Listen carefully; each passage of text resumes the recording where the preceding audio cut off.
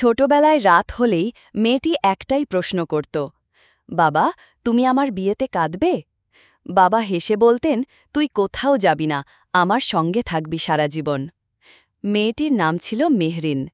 মেহরিন ছিল বাবার আদরের।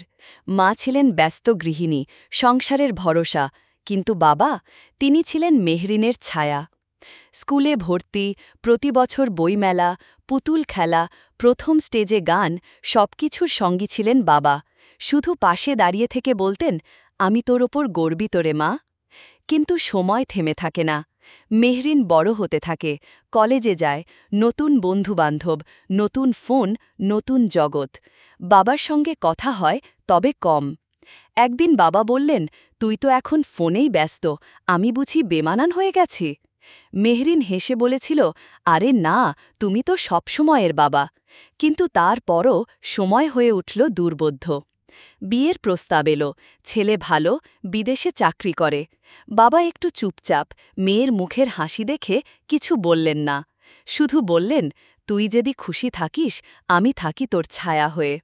বিয়ের দিন ঘনিয়ে এলো, ঘরে সাজসজ্জা, আনন্দ, গান, সবাই ব্যস্ত। শুধু এক কোণে চুপ করে বসেছিলেন বাবা। মেহরিন হঠাৎ খেয়াল করল, বাবার পায়ে সেই পুরনো চটিজড়া, যেটা সে বহুবার ফেলে দিতে বলেছিল। বাবা বলতেন, আরাম লাগে মা, তোর কেন মনে লাগে না এইটুকু? সেদিন রাতে, বিয়ের আগের রাতে, ঘুম ভেঙে মেহরিন দেখল বাবা খাটের পাশে বসে আছেন, হাতে একটা ছোট চিঠি। চিঠিটা মেহরিনের কোলের ওপর রেখে বাবা ধীরে ধীরে চলে গেলেন বারান্দার দিকে। চিঠিতে লেখা ছিল, মেহরিন, তুই যখন প্রথম হাঁটতে শিখেছিলি, আমি তোকে হাত ধরে চলতে শিখিয়েছিলাম। আজ তুই উড়তে শিখেছিস।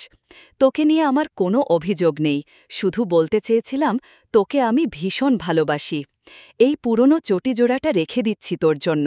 মনে পড়লে ধরে নিস, এখনও কেউ তোর পায়ের নিচে ছায়া হয়ে দাঁড়িয়ে আছে। তোর বাবা।